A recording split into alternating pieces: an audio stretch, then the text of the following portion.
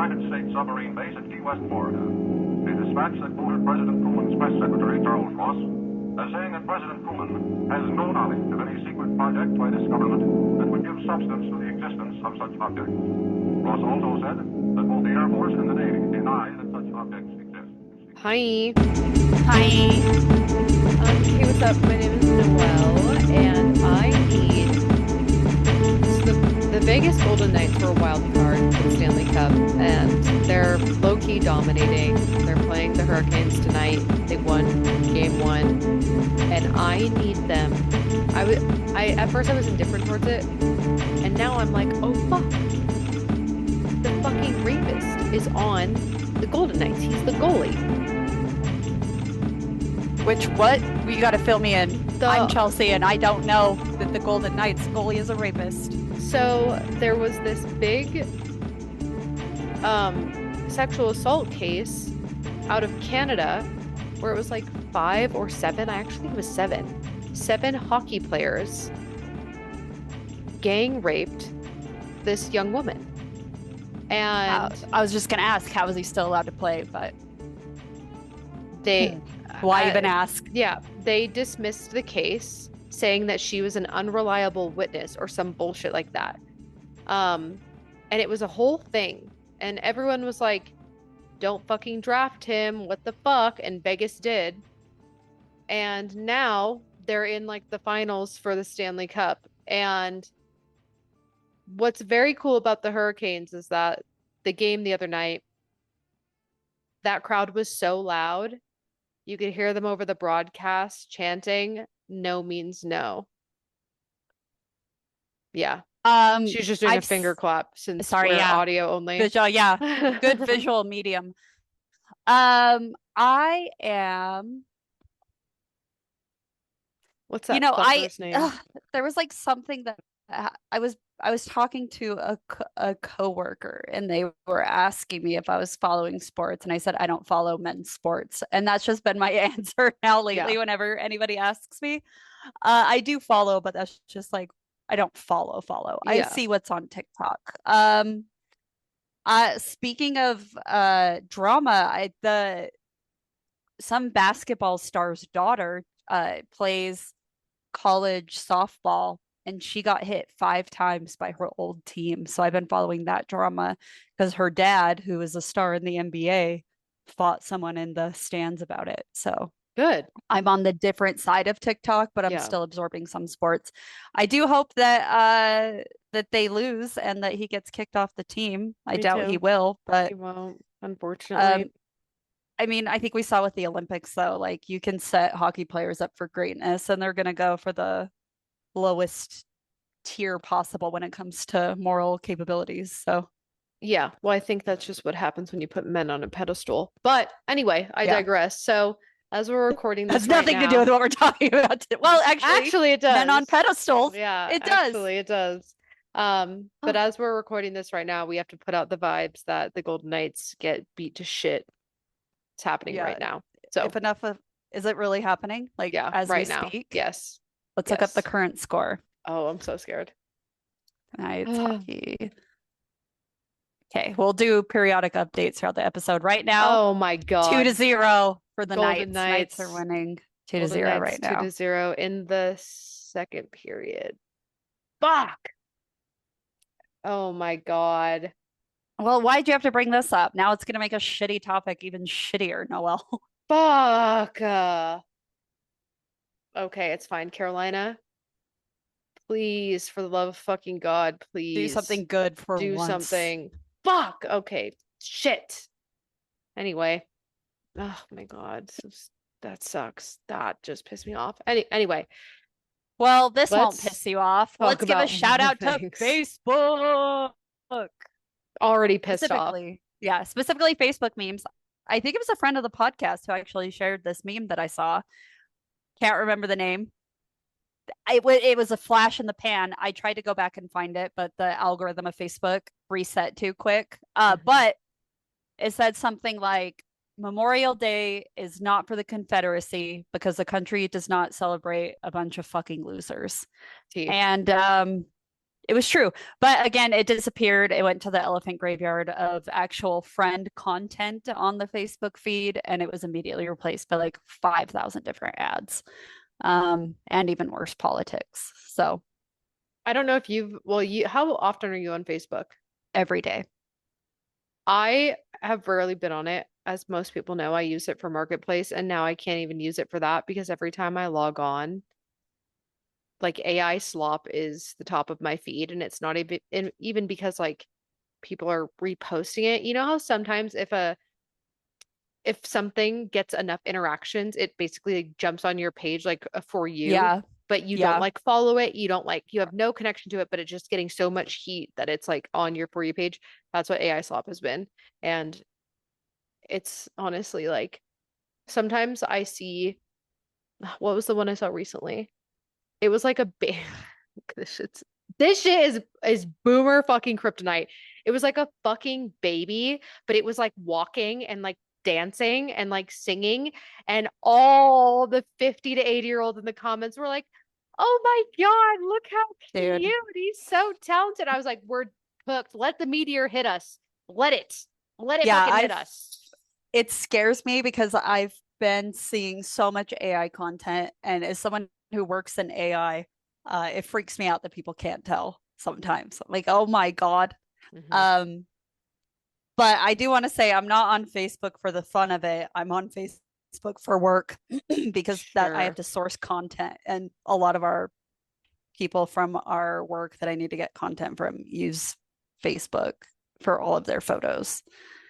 Uh, Sure. You don't have to explain it to me, girl. That's fair. I also use Messenger. So Well, anyway, that's a problem. the Anyway, the joke works, Noelle, because I explained it and because it touches on something real, which is the Confederacy lost. mhm. And if it lost not only the war, but it lost the government it tried to build and the future that it imagined for slavery. What it did not lose, at least not completely, was the ability to tell a story about itself afterward.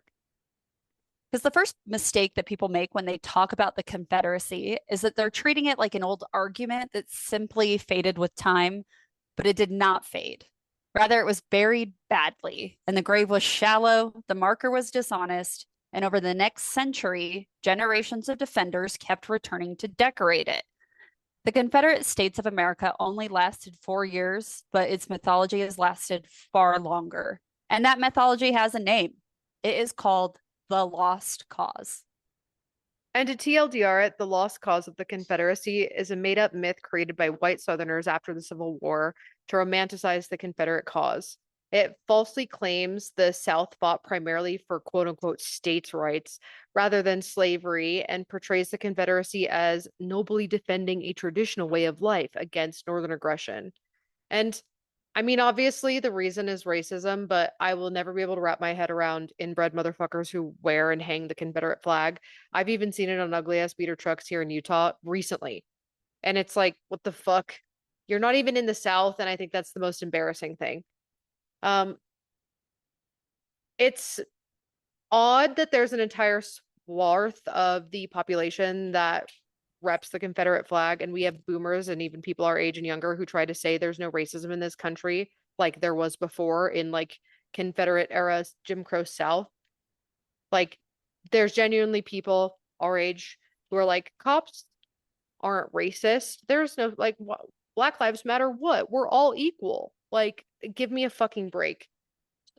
How can you live in the country that has had chattel slavery and institutionalized slavery and be like, cops aren't racist, school systems aren't racist, the judicial system isn't like, give me a fucking break. Because we still have people, half the lower half of this country who rock the fucking Confederate flag and rep it like it's something to be proud of. Yeah, it's definitely embarrassing, and it has nothing to do with like nostalgia, right? It's not remembering old soldiers or campfires and dead friends. And the Lost Cause was really a post-war campaign to rescue the Confederacy from the moral consequences of what it had done. It took a government built to protect slavery, and it described it as a noble fight for liberty. It took enslaved people and recast them as loyal dependents. And it took Confederate generals and carved them into saints. And it took battlefield defeat and transformed it into martyrdom. And it took treason and called it patriotism. The Lost Cause was born in ruins, and that matters because ruins create a dangerous hunger for meaning. And by the end of the war, the South had been conquered. Cities and farms were damaged, wealth had collapsed, and hundreds of thousands of Confederate soldiers were dead. And the American Battlefield Trust notes that Southern wealth decreased by 60%. More than half of farm machinery was ruined, and nearly 300,000 Southern sons, brothers, fathers, and husbands had died. Dare I say that if your wealth was built on the backs of small children and enslaved people, you deserve to die and suffer. It's called consequences, motherfucker. But like, I don't feel bad when like the CEOs get shot. No, I don't. I don't at all. Like, sorry, now you're just bathing in the waters that you've chose to sacrifice us all in, which is our own fucking blood. Get wrecked. Motherfuckers be like, oh no, it's me reaping what I sow. Yeah, the leopard ate my face. Yeah. And if the truth were told plainly, all that sacrifice had been spent on a slaveholders' rebellion, point fucking blank. And the Lost Cause offered something easier to live with. It told white Southerners that their dead had fallen for constitutional liberty, Christian civilization, home, honor, and a noble way of life. And one former Confederate general and United Confederate Veterans commander put the emergency into words. He said, quote, "If we cannot justify the South in the act of secession, we will go down in history solely as a brave, impulsive, but rash people who attempted in an illegal manner to overthrow the Union for our country."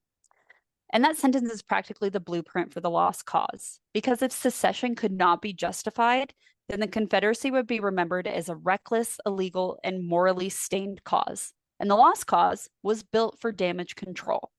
And that is why the Lost Cause matters. Without it, many modern defenses of the Confederacy make no sense. States' rights, heritage, not hate, loyal slaves, Black Confederates, honorable generals, and monuments or just history are not isolated misunderstandings. They are literally surviving fragments of a memory system designed to make the Confederacy easier to love. I think that one of the most obvious and insidious facets of modern day racism is in the educational system. Of course, with who gets resources to what, but also in what the schools are teaching. When a history class whitewashes what the United States was founded on, we allow for these cracks of lies to spill in and root, even with calling it slavery versus chattel slavery. Slavery being the umbrella term for forced servitude, but chattel slavery was what this country was doing. Chattel slavery refers to this specific severe system that is human trafficking because one person has total ownership of another as personal property like livestock, stripping them of all legal rights and making their entire lineage born into it. So there is no escaping. And it's also how it was legal to rape, torture, and murder these people. There's a reason why you know so many people with the last name Jefferson. Even that history has been whitewashed, being like, well, all the enslaved people took on his last name after being freed from him. And it's like, no, bitch, he was sexually enslaving a woman named Sally and raped her for years, and she bore a fuck ton of his kids. The average American doesn't know that there were enslaved people who were skinned alive and their flesh was used for furniture like fucking Ed Gein, or that J. Marin Sims, referred to as the father of modern gynecology, performed repeated unmedicated brutal fucking surgeries on enslaved women to develop his surgical techniques. And we know what modern gynecology is right now. Imagine what the fuck he was doing. Awful. Yeah, no wonder we don't get any sort of like pain preventative care for like actual biopsies. They just go in with a fucking scalpel and tell you that that's what you get for being a woman. And this is their perfected version of it because he was doing the Joseph Mengele on enslaved women. So, and these motherfuckers were sick freak pedophiles as well. And the fact that we water down this history, even in the most left-leaning states, is how and why some freaks can say with their whole chest that the Civil War was about states' rights, and how to this day these motherfuckers can hang their buck-ass little Confederate snowflake flags up and say that it's a culture. Yeah, and the actual Confederacy spoke more plainly than its later defenders. Mississippi declared that its position was, quote, thoroughly identified with the institution of slavery. Georgia said in its conflict with the North that it concerned the, quote, subject of African slavery. South Carolina complained that northern states had failed to help them return escaped enslaved people. Texas defended a racial order built on white supremacy and slavery. And those declarations were not abolitionist propaganda. They were explanations written by seceding states themselves. So this is where that soft phrase, the Southern way of life, needs to be opened up and inspected, because it sounds harmless when spoken at a distance, because we want it to think that it's porches, farms, family, church bells, and local custom, like the bless your hearts. You know what I mean? Yeah. Well, I mean, like, fuck, dude, even the Southern style wraparound porch comes from fucking plantations and chattel slavery. But like at first glance, when you see a colonial style house with a wraparound Southern porch, you're like, oh, that's pretty. And then you have to remember that they built them around the house so these motherfuckers could come out with their sweet teas and view the enslaved people being forced to work on their fields in a 360 manner. And even, quote, Southern hospitality comes from racist roots. The Jim Crow South, think of it not just as a set of racist laws, but as an entire social caste system. And in a caste system, the group on top requires constant, visible validation of their superior status from the group on the bottom. And in the South, this validation was extracted through a strict unwritten code of racial etiquette, what white society called Southern hospitality and good manners, among themselves became a rigid script of forced submission for Black Americans. Jim Crow etiquette dictated every single interaction between Black and white people. The rules were designed to ensure that a Black person could never act, speak, or look like an equal to a white person.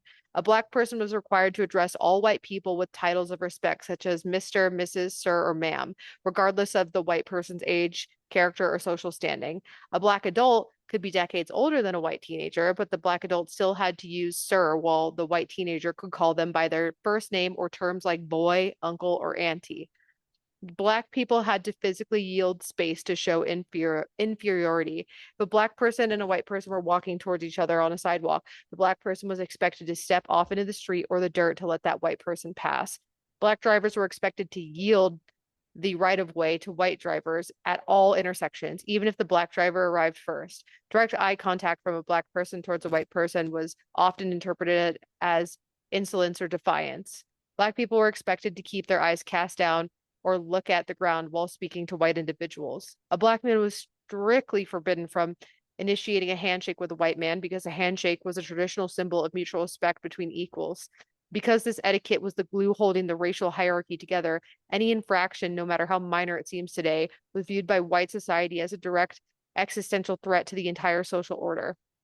If a Black person got to say, sir, looked at a white person in the eye, or didn't move off the sidewalk quickly enough, they weren't viewed as merely impolite, they were viewed as rebellious. White cops and vigilantes used terms like insolence, uppity behavior, and reckless eyeballing, meaning looking at a white person, particularly a white woman, for too long, to criminalize basic human behavior. And because the legal system was entirely controlled by white judges, juries, and police officers, a Black person had no legal protection if they violated these unwritten rules. If the legal system didn't punish the infraction, white vigilante mobs did. Lynching was not just random murder, it was a form of public ritualistic theater meant to send a message to the entire Black community. And that's what the fuck Southern hospitality is. People are still getting lynched too. Like there was that college at student. university. Yeah. It's insane, man. And they tried to say he killed himself.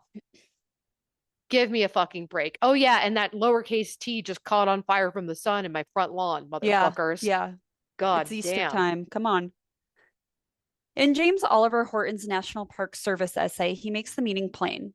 When 19th century white Southerners spoke of their Southern way of life, they meant a society founded on white supremacy and supported by slavery. And the phrase is not innocent.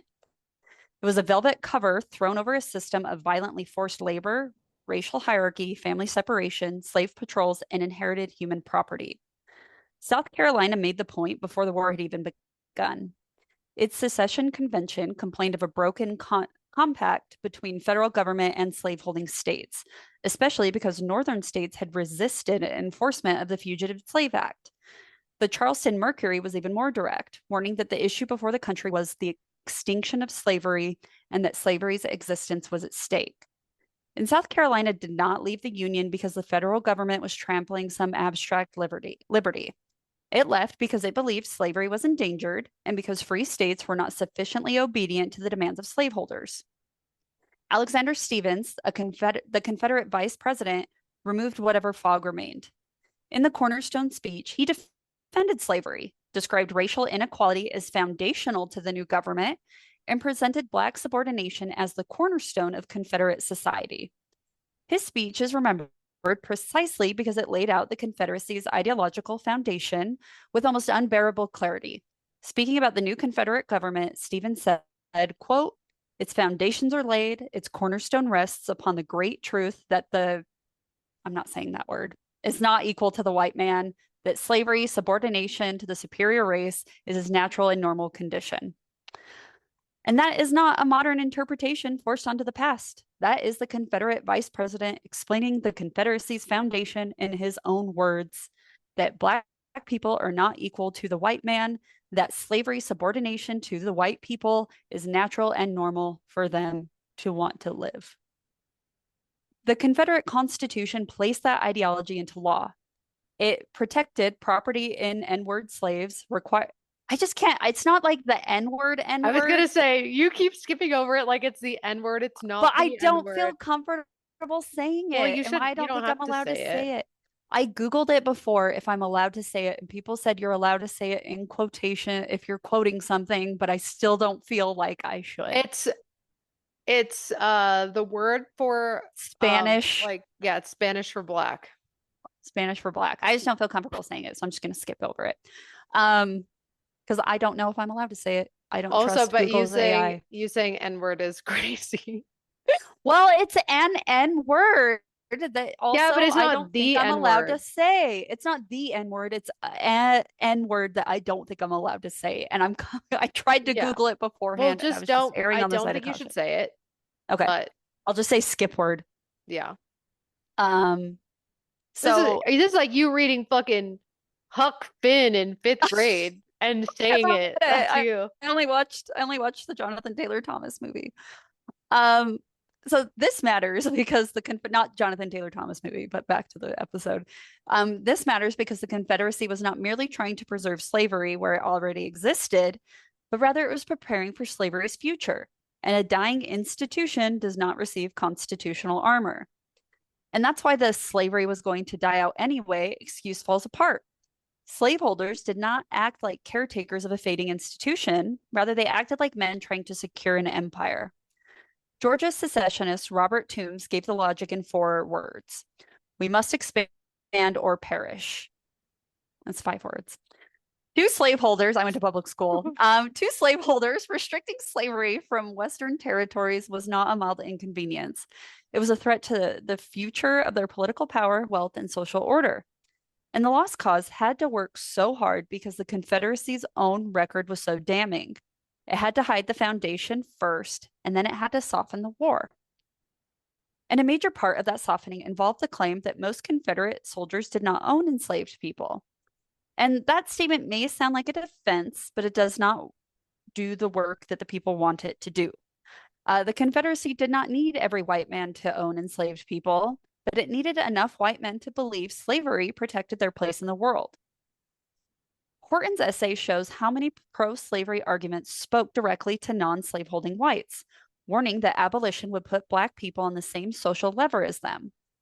A Louisville Daily Courier asked whether or not white Southerners wanted Black children in schools with their children, and Black witnesses testifying against them, and racial mixing presented as a violation of God's will. And so they really weren't being subtle. It was just the machinery of white solidarity. Poor white men could be hungry, landless, indebted, and politically manipulated, but slavery promised them one thing, that they would not be at the bottom. Black people would be kept there by law, and that was the social wage of white supremacy, and Confederate leaders knew how to spend it. We're seeing it now with I was literally going to say, this is the same this has never stopped. This has never stopped. No. And this is the shit that fucking kills me is like segregation in the literal black and white sense of signs up in different bathrooms, different water fountains, different schools ended, but they just were more discreet about how they do it now, right? Like what Oh, the look fuck how do they you put funding. yeah, where they put Like, funding. Think about where they gerrymander maps and mhm. districts, where they do redistricting, where they, I mean, we fucking talked about it with Fred Hampton and the Black Panther Party. Like the Rainbow Yeah. Coalition came together because they realized that the entire city of Chicago had redistrict and placed them in racial encampments intentionally to cause them to fight amongst themselves. It was government funded and manipulated state sanctioned racism to cause segregation. They said poor whites over here, brown poors over here, black poors over here, and then we're going to give you this, take that from you, give it to this person, like intentionally like pull this same shit so that these white poor people in the trailer parks could be like, oh, I live in a trailer and I'm on food stamps, but at least I'm not like them. Like it's Yeah. fucking obvious that this shit is still going on. It's just been a little bit more covert. And even now, I think it's not even. Now they're doing it with their whole fucking chest. Now Yeah. it's, like you said, immigration. People with a fucking white refrigerator will be like, the immigrants are taking my job and they're taking my 401k and like because of that I'm not the millionaire that I'm meant to be. And it's like, Hmm. hey, you fucking dumb illiterate idiot. I'm not words that I can't think of right now. Like you dropped out in 6th grade and drive a fucking beat up Honda Civic. No one no one came for your money, but you had none. You have no property. You have no capital. Like, what the fuck are you talking about?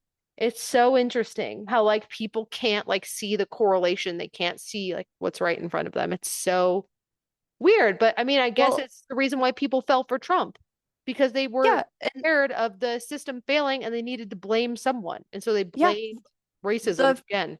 the first American ever executed for treason was John Brown, famous abolitionist that we did an episode on Hmm. for treason as an abolitionist. Insane. Yep. Like, Yep.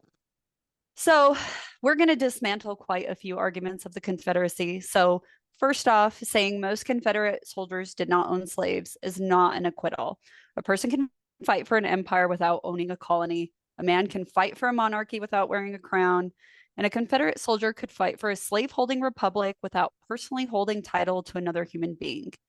Individual motives did vary from soldier to soldier, but the government they served had a singular public purpose, and that purpose was tied to slavery. Well, it's like saying that the SS are like not culpable of crimes because they were in like Hitler's right hand. Like, Yeah. no, they were still committing atrocities and acts of violence and participating in genocide. Like Yeah, they're what? also a bunch of fucking losers. Yeah, like what do you fucking mean? Yeah.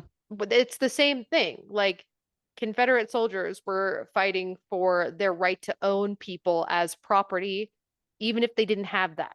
They were still fighting Yeah. for someone else's right to have it. They just, oh my God, yeah. It's so crazy how like we just don't see the repetitions in history of how someone can be like, I don't have mine because they're getting theirs. Hmm. And it's just basic needs of living. Oh my God. So even some Confederates admitted the truth later. John Singleton Mosby, the famous Confederate partisan leader, remained loyal to his own Confederate past, but he did not pretend that the war had been about something else. He said the South went to war on account of slavery and that South Carolina seceded because slavery would not be secure under Lincoln. Then he added that South Carolina ought to know why it seceded in the first place. And that line matters because the lost cause often asks us to trust later defenders over the people who are actually there. Mosby's admission cuts through that fog. The dead did not lead later generations to invent a cleaner motive. And the war itself becomes impossible to soften once it followed into the places where Confederate racial ideology became policy and violence. When the United States began arming Black men, the Confederacy faced a military fact that it could not accept.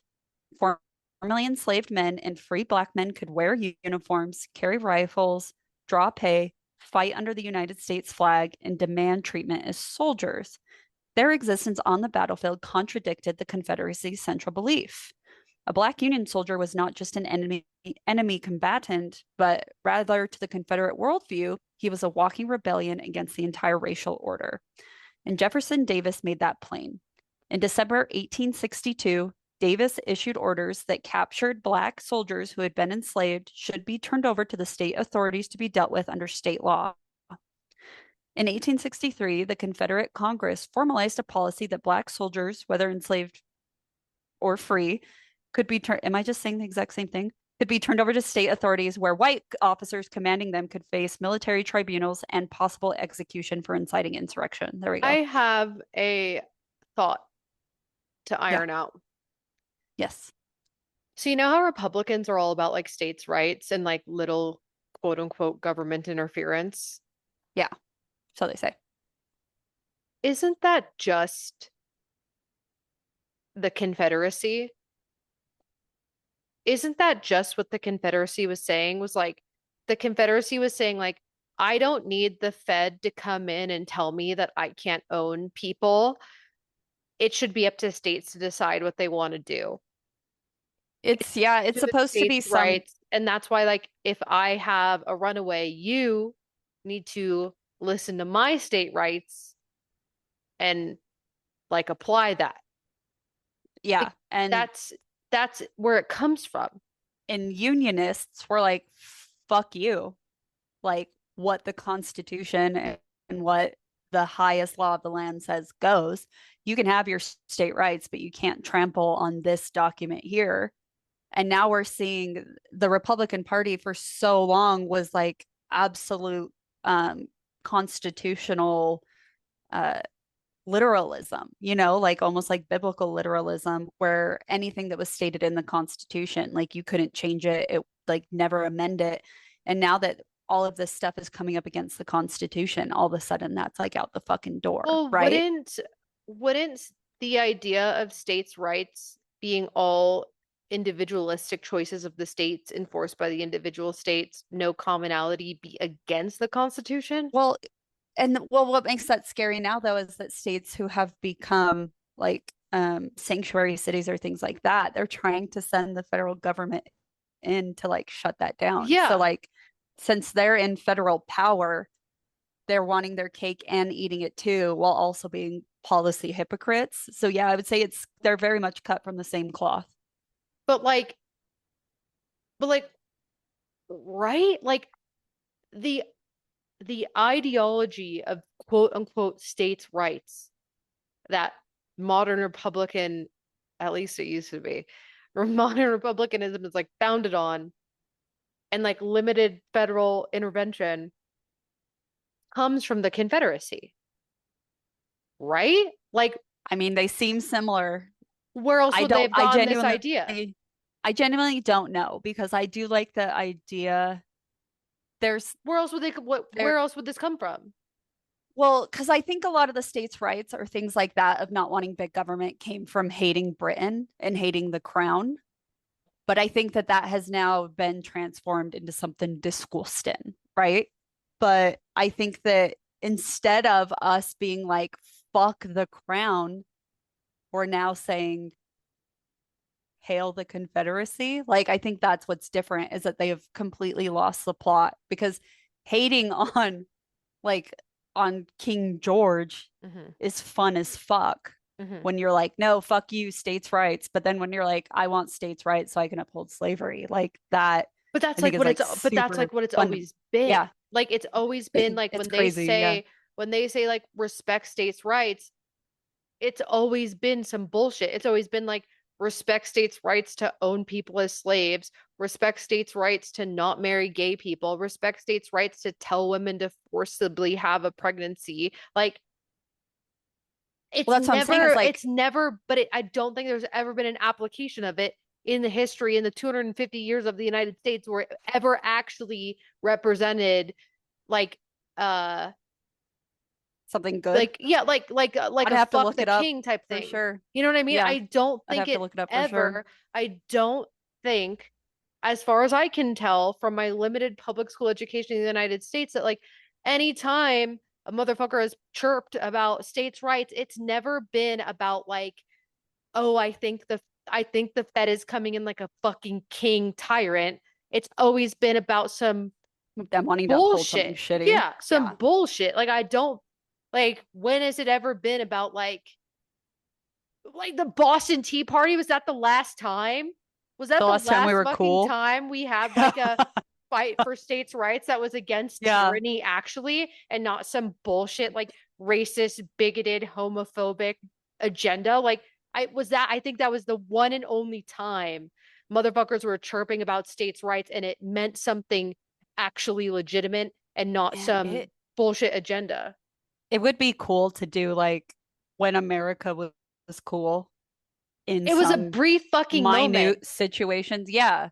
Brief. Literally deciding that we didn't want to be part of like the monarchy or whatever, the aristocracy But or I'm just whatever like anymore I'm was just like cool. thinking about like I'm just thinking about Republican arguments and talking points and like, you know, their whole like don't tread on me type shit. Like, Well, it's states' right until it's not states' rights because now they're like, well, the Constitution, like they yeah, use like the Constitution when they they want, but always then on do the that. flippity flip, yeah, They've yeah, yeah, always yeah. done that. They always pick and choose and they cherry pick what they want and they like contradict everything they say. That's just it as well. But like the fundamental blocks of like modern republicanism, Yeah. like I genuinely think come from the Confederacy. Like States' rights. I feel like that's where And the idea of states' rights comes from. I feel like it comes from racist Confederate ideology. and I wish that Democrats, don't worry, everyone, we're not just shitting on Republicans. I wish Democrats would take a little unionist stuff and stop being such pussies. But They're the I think if same like shit, dude. They're the our, fucking same yeah, shit. well, it's one side pushing a shitty agenda and the other side pretending to fight. They're not even pretending. They're like, oh, Democrats are like, oh no, we've lost a majority of the base to extreme radical ideology. Let's start wish that we meeting them in had the middle rather than we need to Yeah, go that's what I'm further saying. fucking left.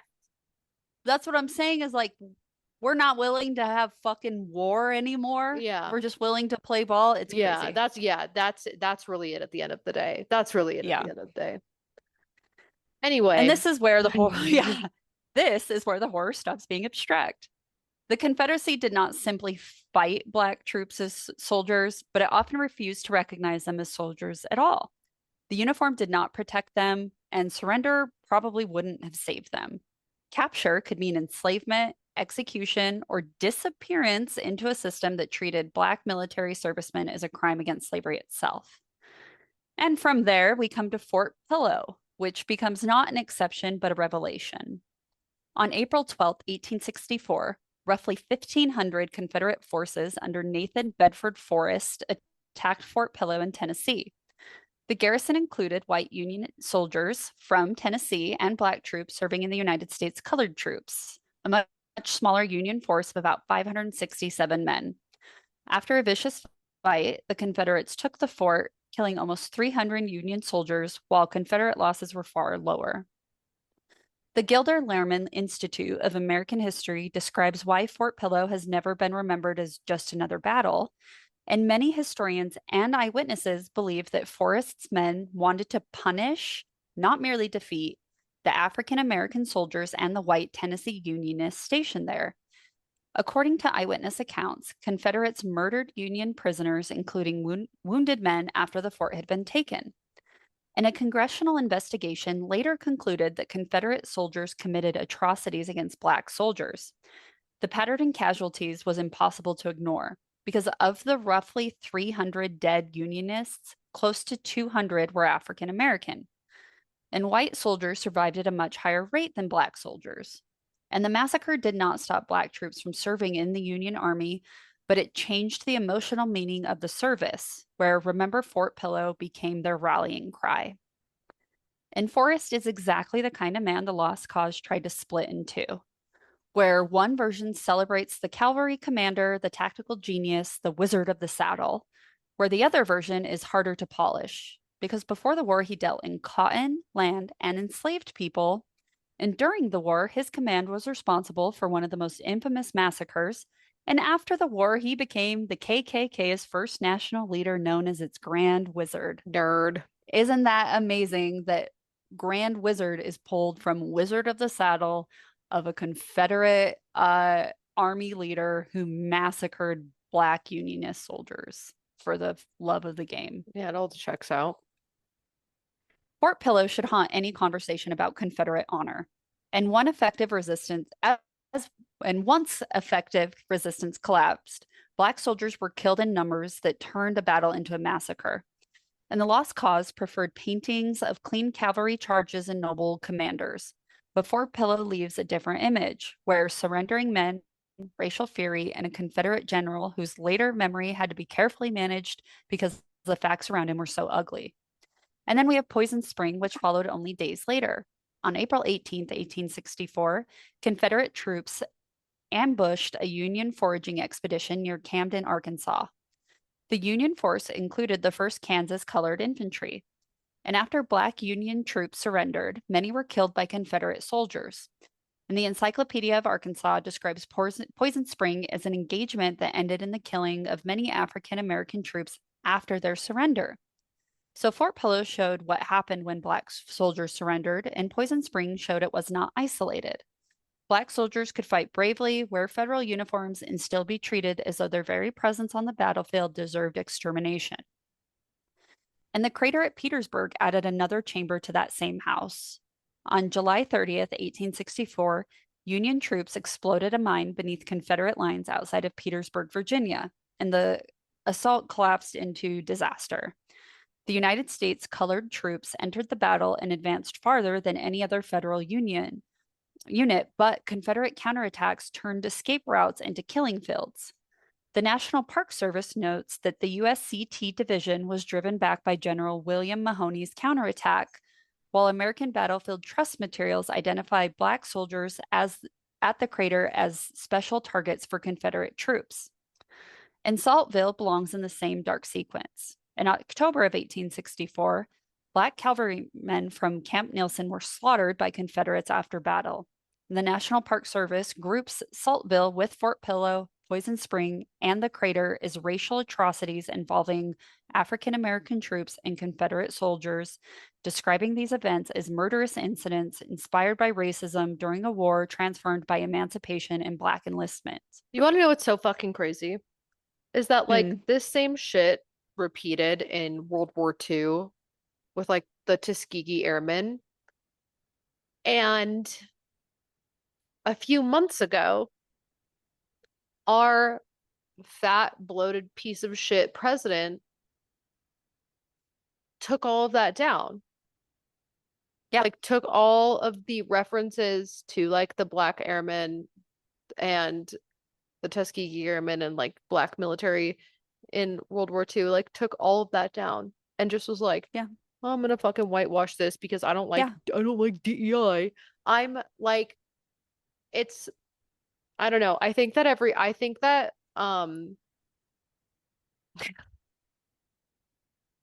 think that every Trump supporter should kill themselves. I really do.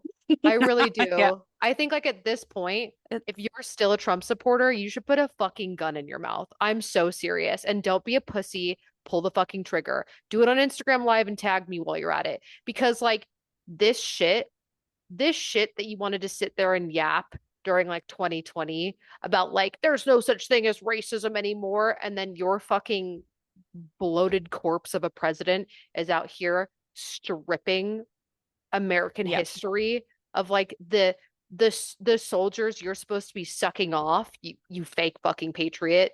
It's like I'm like actually so sick of it. I'm like I actually think we're past the point of like agree to disagree. I remember like in Trump's first presidency trying to be like we need to like meet people where they're at and like we need to understand like we were even saying it when he got reelected at the beginning of the, you know, we like were saying it. We were like, you know, we have to like understand how people's fear and insecurity like makes them come to these conclusions. But at this point, right now, where we're fighting a forever war for Israel and gas is fucking $5. And Trump is out here like ripping down the Rosie the Riveter and Tuskegee Airmen shit for World War II memorials. Kill yourself. Actually fucking kill Yeah. yourself. It's And it's also a bummer too that like we learned about none of this. Like when I learned about the Civil War, it was like reluctance of brother fighting brother. That's what I learned. ah, Like that's what I learned. That's what the atrocity of the Civil War was that it turned families against themselves, and we never want that to happen again. I these dates, these battles, I didn't learn about until doing this episode, which well, is I mean, insane. like even, and this is what I mean, like even in the most left states, we've whitewashed our history. Happy 250 years, you pieces of shit. Like, Yeah. like Here's a people, a UFC fight on the majority, White House lawn. and he wants to keep it. Oh my God, everyone should kill themselves. Oh my God. He wants to keep the UFC fucking fighting ring up and being like, this is America's version of the Eiffel Tower. We are idiocracy. It's over, bitch. It's over. Clock out. It's fucking over. But, but like, even like most Americans don't know that, what do you know about Pearl Harbor? Why do you think Pearl Harbor happened? What were you told about the attack on Pearl Harbor?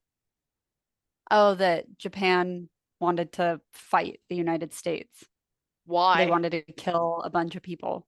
Why? I don't know if I was ever told why. What was I told why?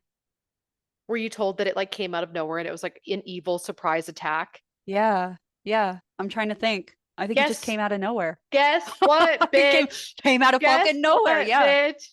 It was an embargo like we're doing to Cuba. We fucking Yeah. iced them out and we're starving their populations. It didn't come out of nowhere. It came It, exactly as fucking planned. We we are the grew them trade out. federation Oh that my is God. surrounding Naboo. Like, I'm so serious. It's like wartime, bitch. It's wartime. It's clock the fuck in time. It's either wartime or dig your grave and get in. Like, there's only two options at this point. There's no more like look to the future for like people to show up and like fix shit. This has always been it. This has always been it. This has always been it. And then there was like a brief moment, 50 fucking years, where we pretended like this wasn't it. We really pretended like this wasn't it, but it was still. Like, Jim Crow ended in your grandma's high school. Like, your Yeah. grandma was fucking screaming the N-word at a 5-year-old little black girl getting off the bus. That's what the fuck is up. That shit happened 2 generations ago. Them motherfuckers are still alive, still voting. They pretended for a brief fucking moment that they weren't racist. And now they're like, great, you guys, we could do it again. We can be out and proud again. Like, that's just always what we've been. We've always just been that. Hmm. And now we're like at Yeah. the pinnacle of it. Now we're at the tippy top because, like, what the fuck was Southern Confederacy other than a bunch of rich white slave owners, dirty little grubby capitalists convincing a bunch of poor illiterates that if they joined the cause, they too one day could wake up and be a rich white man. Like, Yeah. but that was the whole ploy. And like we're still running that shit back. We're still running that shit back to this day. There's a motherfucker, you know, living in his car, being like, Trump's gonna save me. Like, it's the same shit. It's literally the same fucking shit. Yeah. It's never changed. It's always been this. Always been Super this. sad and pathetic. It's been this. It still is. This shit is still Yeah. going on to this day, right now. Right now, literally right now. Yeah. Anyway, It doesn't get better. it's like It's gonna get a little worse. we talk about like my mic false. We talk about the Civil War like it's this like forgotten time of like an exception. It's not the exception. This is it. This has been the standard. This has always been it. Oh, it's so Yeah. crazy. The only difference between then and now is now we don't have a then we didn't have a president saying he was going to set up like $1 billion fund for anyone who got their feelings hurt. Kind of So, though. Like, but yeah, I don't know, man. It's just like I feel like I've talked about it before, but like my favorite history professor was in 7th grade. His name was Mr. Miller. And across the top of the room, he had in big font, history is doomed to repeat itself when nobody pays attention. And I yeah, feel like no one has paid attention. And here we are. Anyway, this Same. shit pisses me the fuck off because it's like Yeah. we're like reading shit about like 1864, but we're rinse and repeat, rinse and repeat 2026. Yeah.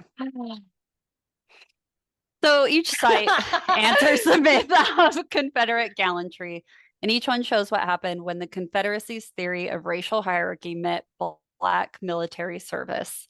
And the Confederacy did not only want to defeat Black soldiers, but it also wanted to deny what Black soldiering meant. Then there was Andersonville. Andersonville, officially Camp Sumter, operated for only 14 months. In that time, roughly 45,000 Union prisoners were confined there, and nearly 13,000 died from disease, poor sanitation, malnutrition, overcrowding, or exposure. And the National Park Service calls it the deadliest ground of the Civil War. Henry Wirz, the commandant of Andersonville, became the most famous Confederate executed after the war, and later defenders tried to turn him into a martyr, another supposed victim of Northern vengeance. But the facts are more complicated and more brutal. The National Park Service rejects the myth that Wirz was the only Confederate tried for war crimes, noting that there were nearly 1,000 military tribunals involving Confederates charged with violations of the laws of war, and many were related to prisoner treatment. And John H. Winder also belongs in this section. He was the Confederate officer who served as provost marshal of Richmond and later as commissary general of Confederate prisons. The National Park Service notes that Winder commanded prisons in Richmond and was later given authority over prisons in Alabama and Georgia, with headquarters for a time at Andersonville. And that is an important way to avoid making Andersonville about only one villain. Wirz matters, but Andersonville was not simply one cruel commandant in a vacuum. It was part of a Confederate prison system with officials, logistics, decisions, neglect, shortages, and a chain of responsibility. The Lost Cause could handle one scapegoat, but it had a much harder time with a system. And the story then moves west, where the war became intimate and savage in another way. William Quantrill led Confederate guerrillas into Lawrence, Kansas on August 21st, 1863. And the National Park Service states that about 450 men raided the town, killed 183 civilian men and boys, and burned most of the buildings. Civil war on the western border gives a range of roughly 160 to 190 men and boys killed. And Quantrill's raid matters because it strips away the romance of the partisan ranger. This was not a clean duel between military armies. It was a pro-Confederate guerrilla attack on a free state town, a massacre of civilians and boys that was carried out in a border war already soaked in revenge. The Lost Cause really likes uniforms, flags, and battalion formations, but Lawrence gives the audience burned homes, murdered townsmen, and families hiding while guerrillas move through the streets. And Bloody Bill Anderson carries that same violence even further.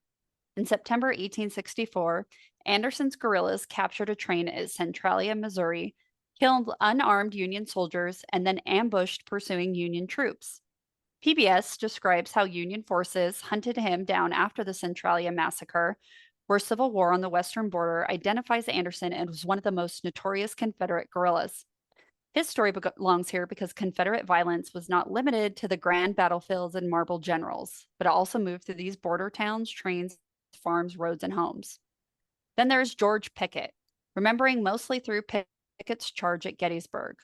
The Lost Cause preferred the version of him which was doomed, dramatic, tragic, and writing forever inside the mythology of the Confederate sacrifice. But Pickett needs to be pulled down from out behind that single famous moment. In 1864, after a failed Confederate attack on New Bern, North Carolina, Pickett had 22 captured North Carolinians serving in the Union hanged as deserters. Encyclopedia Virginia includes an episode in its timeline of timeline of Pickett's life. And this detail changes how a famous Confederate general is understood.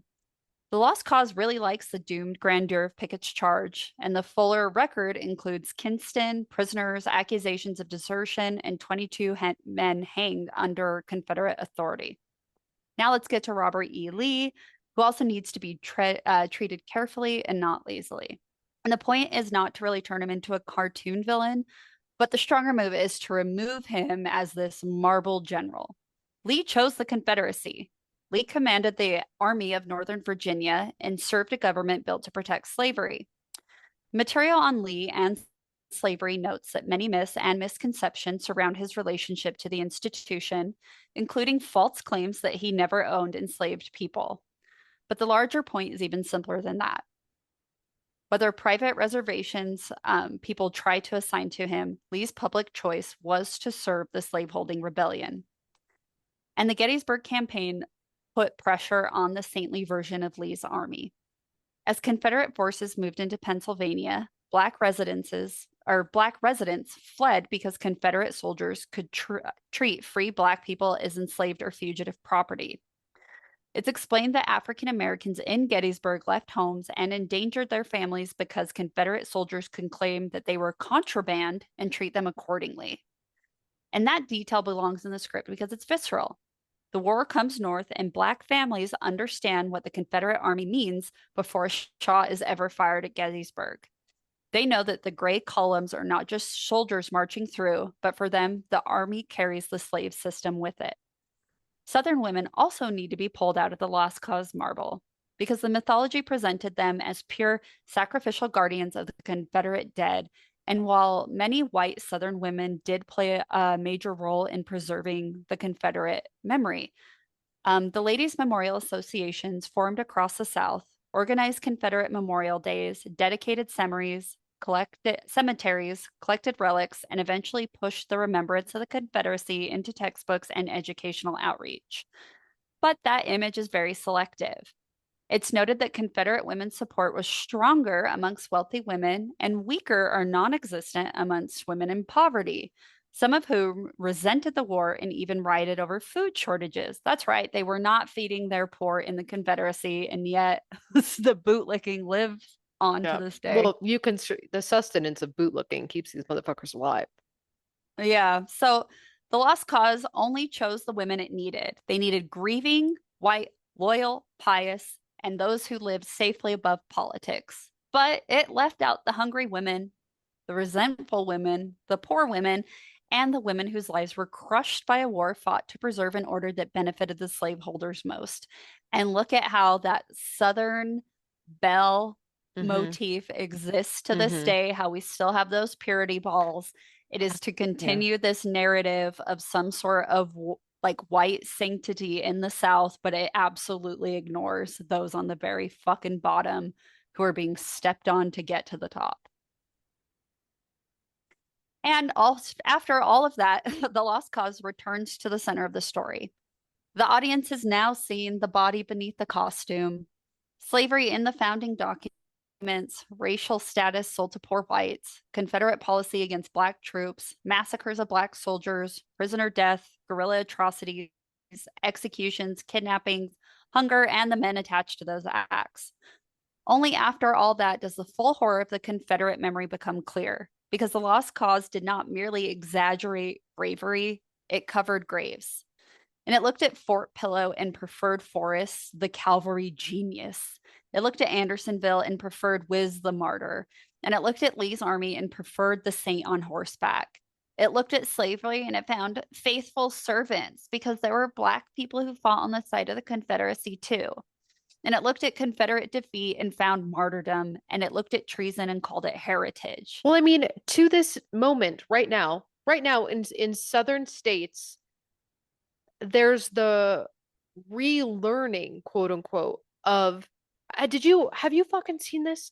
So you know how they're like banning books because we live in fucking Gilead, and they're putting out books that are talking about like how slaves wanted to be slaves, and like they saw it as their ticket to come to America, and they did it willingly, and like they were happy to like work on plantations, and they basically are trying to like say that slavery, like chattel slavery in the United States, was like indentured servitude, that like they wanted to cut, and they were like so happy, and they like came willingly on boats and were like clapping and like, yay, we get to go work to be free in America. And like that's literally the shit that they're trying to sell right now. And like I'm not even joking, like there's like you could look up, there's an article, I'll try to find it, that goes over the book that it's like a cartoon children's book that shows like they wanted to, you guys, they wanted to come insane. here and like plantation owners were helping them, bro. Oh my God, we're cooked. I'm like, this, let the nukes fall.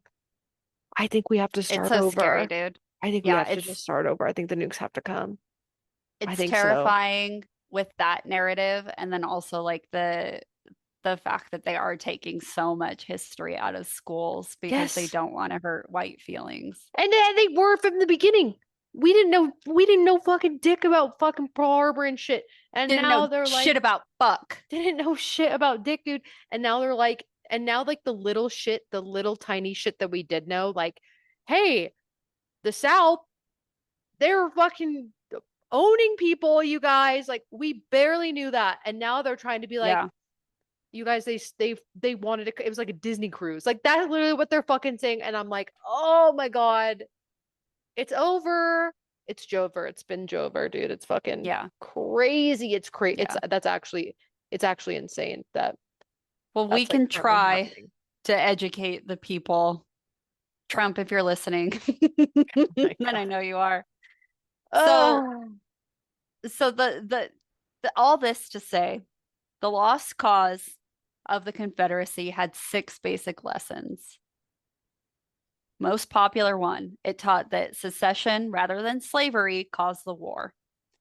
It taught that enslaved African Americans were faithful, content, and unprepared for freedom. It taught that the Confederacy lost only because the Union had overwhelming manpower and resources. It taught that Confederate soldiers were heroic and saintly. It taught that Robert E. Lee was one of the greatest of those saints. And it taught that Southern women were sanctified or sanctifies the cause through loyalty and sacrifice. And those ideas have become public architecture. And Edward Pollard gave this mythology its name in his 1866 book, The Lost Cause, A New Southern History of the War of the Confederates. His brother, H. Rives Pollard, soon published Southern Opinion, an early Lost Cause periodical. And in 1869, Confederate veterans, including Braxton Bragg, Fitzhugh Lee, and Jubal Early, formed the Southern Historical Society, which later published the Southern Historical Society Papers, and Early became one of the movement's most influential propagandists who defended Lee, attacked James Longstreet, and insisted that the Virginia theater was the central story of the war. They started this shit fucking fast, an entire spin machine to make sure that the Confederacy was painted as this heroic and noble cause. And they kept doing it because then they formed the United Confederate Veterans in 1889. The Sons of the Confederate Veterans and the United Daughters of the Confederacy followed. Confederate Veteran, founded in 1893, became the official mouthpiece of the Lost Cause movement and reached a mass audience until 1932. And this is not just a bunch of old men misremembering a war beside a fireplace. They had a public and published organized system of print, ritual, association, monument building, cemetery dedication, and education. And the United Daughters of the Confederacy deserve special attention because they help carry Confederate memory into public spaces and classrooms. Their organization was formed in 1894 by women with hereditary ties to the Confederacy, and it became deeply involved in monuments, commemorative work, and the defense of lost cause interpretations. Even in the 21st century, the UDC has opposed monument removals and argued for Confederate monuments as relics of shared history, while historians continue to describe the lost cause as nothing more than myth. This is how propaganda becomes inheritance. A child born decades after Appomattox, what the fuck? Appomattox? I don't know how to say that word. A child born decades after all this did not witness Fort Sumter, Andersonville, Fort Pillow, Gettysburg, or the auction block. The first version of the war that child encountered might come through a monument in the courthouse square, or a teacher with an approved textbook, a Confederate Memorial Day speech, a veterans magazine, or a grandmother who had been taught that the family dead were noble martyrs. And by then, the lesson had already been arranged. Slavery moved into the margins, and honor took center stage. The Lost Cause did not simply ask people to remember the war, but it taught them where to look and what not to see. Which, And we are guilty. Speaking of, textbook publisher McGraw-Hill, which like I feel like I remember that textbook is like the one we use, has apologized and agreed to revise a reference to slavery after a Houston area mom expressed shock that her son's book called African Slaves, quote, workers. Ronnie Dean Burden of Pearland, Texas, that's where Typhoid Taylor just moved from, brought the issue to light when she posted to Facebook a photo sent to her by her 9th grade son of his geography book, not even a history book, his geography book that had been created for Texas's new state standards. The boy took a photo of a map's caption in a chapter titled Patterns of Immigration, which read, quote, the Atlantic slave trade between the 1500s and 1800s brought millions of workers from Africa to the southern United States to work on agricultural plantations. Upon further examination of the book, Dean Burden discovered that although European indentured servants are described as working for little or no pay, there was no further mention of black slaves, whose presence in the book was only portrayed as part of, quote, immigration. Right. So it's okay if they states' immigrate. rights, remember? Then, states' rights. Insane. Oh. Well, if you're wondering what did the northern states do, well, we helped play into it all. We've just been helping the lie survive. So while many Union veterans and African Americans objected to Confederate glorification, public opinion in much of the white North shifted towards reconciliation, especially after disillusionment with Reconstruction. The American Battlefield Trust notes that 2 ex-Confederates served as pallbearers at Ulysses S. Grant's funeral, a symbol of how far that reconciliation had gone. The country found it easier to mend white North and white South by pushing emancipation and Black citizenship away from the center of the story. That bargain had consequences, because while white Northerners could honor Union victory while allowing white Southerners to honor Confederate sacrifice, but so long as the cause of that sacrifice was softened, the nation shook hands over a grave and left freed people standing outside the ceremony.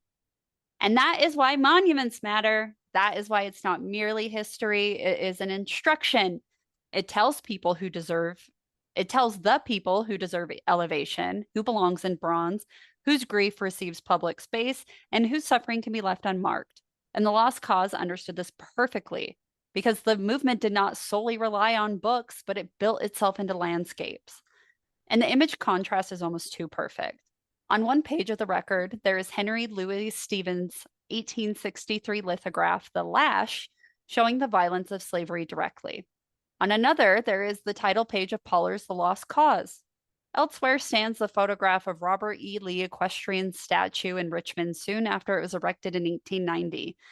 One image shows the violence the Confederacy defended, and another gives the mythology its name. And the third shows how memory was raised above the street and turned into civic honor. And that is the real arc of the story. Slavery came first, then secession, then war, then racial violence, defeat, mourning, justification, monuments, textbooks, and generations of people repeating phrases whose origins they never fucking learned. The Confederacy died as a government in 1865, but the Lost Cause learned how to live in public memory. And this is true modern historical horror. It's that many people are not only defending the Confederacy as it was, but they are defending the version built by its defenders. Probably one of the first times we have ever seen where history is written by the fucking losers. Yep. They're defending the cleaned up Confederacy, the Marble Confederacy, the textbook Confederacy, the porch swing and honor Confederacy, the one with slavery moved out of frame and loyalty painted over coercion. And that version did not appear by accident. It was built, printed, taught, carved into stone, and handed down as heritage. So that is why modern defenses of the Confederacy cannot be treated as harmless confusion. When someone says the war was about states' rights, they are repeating the Lost Cause method of removing slavery from the center of the story. When someone says enslaved people were loyal, they were repeating a lie designed to make bondage look like affection. And when someone says there were Black Confederates, they are often turning coerced Black labor into supposed Black consent. And when someone says monuments are just history, they're confusing public honor with historical study. And when someone says heritage, not hate, they are trying to separate Confederate symbols from the slaveholding government that created them and the white supremacist memory that preserved them. The lost cause is not one lie, but rather a system of lies. And once a system is visible, the old defenses sound different. States' rights no longer sounds like constitutional nuance. It is just the door built to hide slavery. Heritage no longer sounds like family memory, but rather an inheritance arranged by propagandists. And honor no longer floats above the battlefield. It actually stands beside Fort Pillow, Poison Spring, Saltville, Andersonville, Lawrence, Centralia, and Kingston, and it has to answer for what happened there. The Confederacy is not misunderstood. It's just been simply rebranded, babe. Oh my God, I fucking hate it here. This is such a bummer. All from one Facebook post. And that's typically how it goes. That is typically how it fucking goes. Ugh. I don't know, man. Shit bums me out. It bums It's hard to be me here. out. But hopefully now, when people say states' rights, we have a little bit more going into it. And you can be like, oh, have you ever heard of the Lost Cause?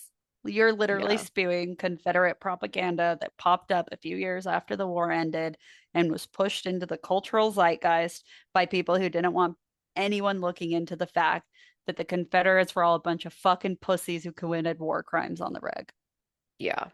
I also feel like I remember seeing kind of recently, you know how on TikTok you'll see people do like these videos that's on Twitter, dumb motherfuckers like arguing back and forth, and then like the dumb motherfucker will tag in Grok AI and be like, Grok AI, tell me why I'm right and this guy's wrong. And then it's like, actually, you're wrong. And one of them that I saw, and they just go back and forth with the AI telling them like they're wrong. I saw one that was a motherfucker arguing about states' rights, like the Civil War was fought for states' rights, not slavery. And when you watch like this motherfucker go back and forth with the AI bot for like 10 replies, you're like, okay, that's just who you are. Like, you know what I mean? Like, that's just who you are. Like, it does not matter. It's like these motherfuckers, you're like, 2 + 2 is 4, and they're like, no, it's not, it's 6. And you're like, okay, right, sure. Like, I was taught that the Civil War was over states' rights. That was hammered into my little mushy brain. That's like, Utah we can all for unlearn you. what we're taught. Yeah, I was also taught abstinence only in sex ed classes. Yeah, that's so true. Wow. I mean, at least I was taught that the Civil War was about slavery. I went to California public school. It was kind of slavery was involved in the Civil War. I will also say that when I was in high school, one of the best history teachers, I blank on her name because I'm an asshole. We did like a whole chapter, like a week's worth of school on Emmett Till. And I had a teacher to do Emmett Till too. We had to create a fucking scrapbook of him. Yeah. And I was like, wow. And it was also interesting. This is just how a high schooler's brain works. There's like that Kanye West song where he references Emmett Till, and I was like, oh my God, I understand the reference. But yeah, at least I was definitely taught in California public schools that the Civil War was fought against slave owners. Oh no, I was taught that it was just over states' rights and that slavery happened to be something like, yeah, they said it was fought over slavery, but it's just fed in that it was states' rights. It's like an incomplete sentence. The complete sentence is it's like the states' rights to own slaves. Exactly. I was just going to say that's exactly it. It was fought over states' rights, but what were the states' rights that they were fighting for? To own slaves. Yeah. Ugh. And this is what I'm saying, like about this like states' rights argument. Like when people say like, oh, why are states' rights to choose what our children learn and what they're taught, and like they they make these arguments publicly in the modern day of like, I don't want my kids learning about the gays and the trans. But actually, what they're doing is like taking out historical information in history about the atrocities that we've done and committed as a country. It's a sleight of hand magic. They're like states' rights until they want to like overturn Roe v. Wade, which they're like, nope, now no one can have it. But states' rights, you can decide on an individual level, but also we're going to ban it everywhere. It's like fucking insane. It's crazy here. Well, we're about to celebrate our 250 years, and that's about when democracies die, and this bitch has been dead for a fucking hot minute. I think there was like 2 seconds where we were like a democracy, and then after that, it's just been sliding quickly into fascism. And now it's like not even sliding, it's like we're there.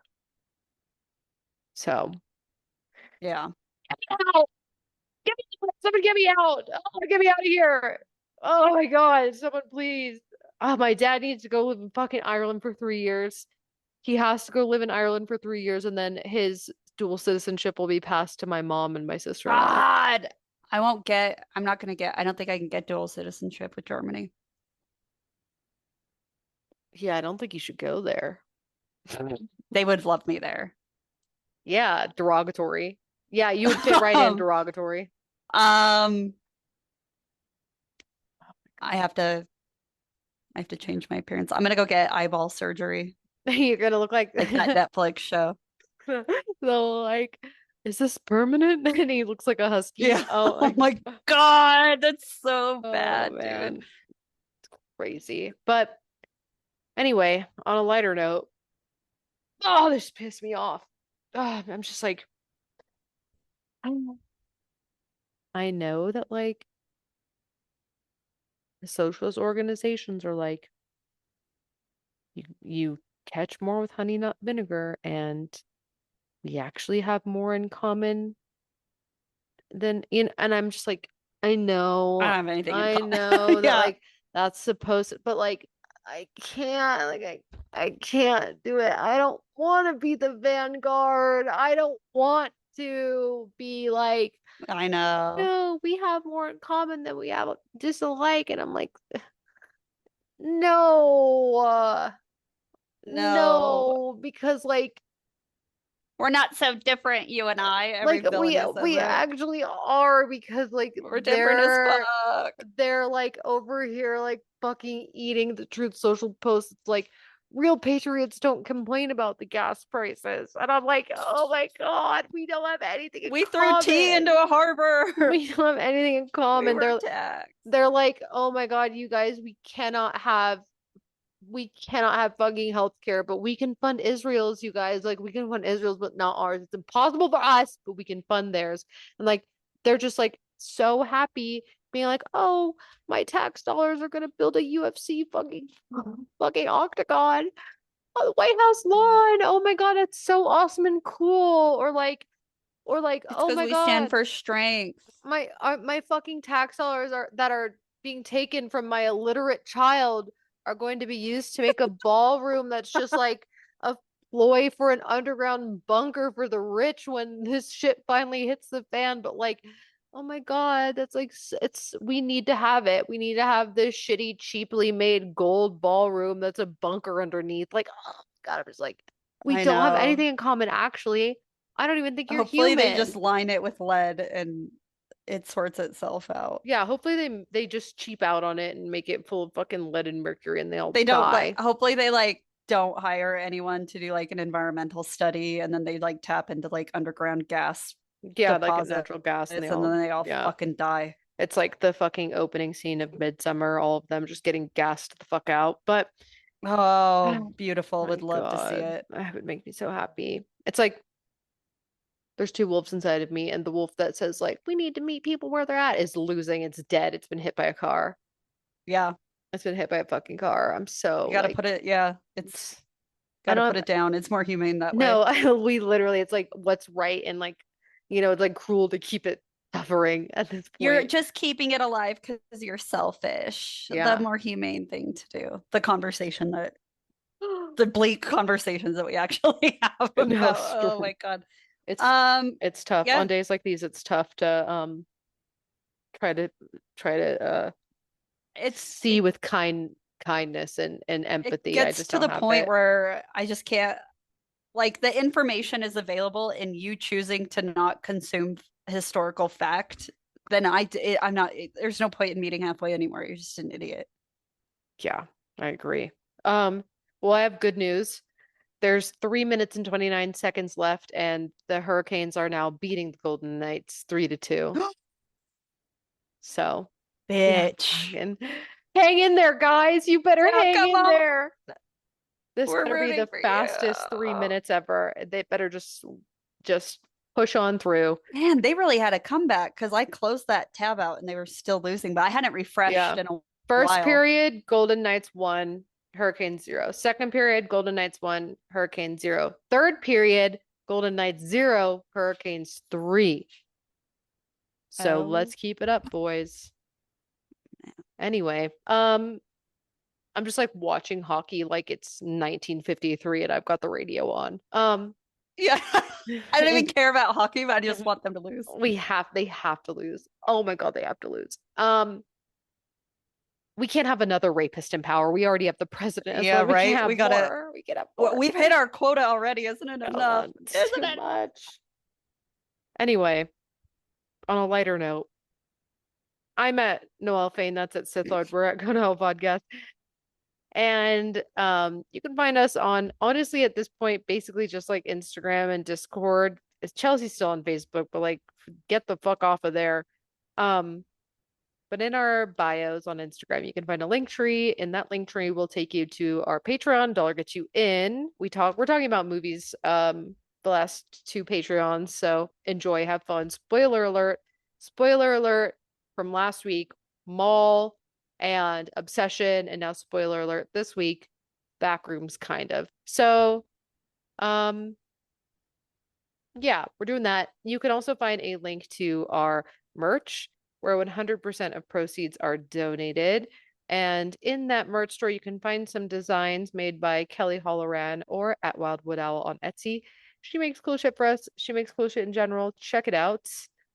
We also have a link to our YouTube where you can bully us in the comments. And we have a link to our Discord where we're really bad at, but like you guys should hang out. And then we have a link to listen to us, which I don't know why you'd need it, but it's anywhere podcasts are heard. Nice. I'm gonna go ahead and give like all the energy in the world to the Carolina Hurricanes right now to win game 2 of the Stanley Cup final because the Vegas Golden Knights are in the lead right now. Well, they were. They won the first game. We need them to not win the whole entire thing because they have a fucking rapist on their team. So that's my hail to them. The Hurricanes. My hail is going to be to the headphones that I someday purchase that do not squeeze my fucking head. For those of you who, because this is a non-visual medium, I've been holding my headphone like over my ears this like whole time. My head, it's squeezing my head so bad.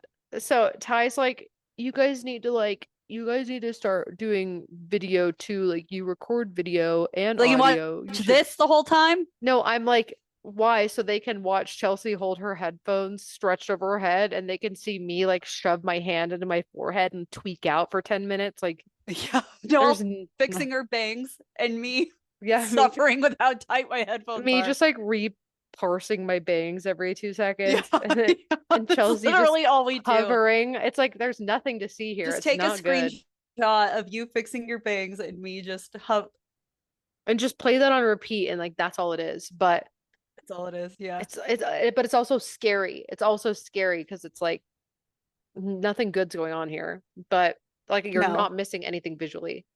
Literally nothing. It's like the one thing scary. that happened when I fell out of the chair, we showed you. We did. If something cool happens, the we'll only show thing you. that's ever happened. Because like we do record it. There is video of every single episode, but we trash it except for if something funny happens, like Chelsea's chair breaking, and then we'll give it to you. Yeah. Delete every extract audio. delete visual Literally, every like time. literally every time. Every So. time.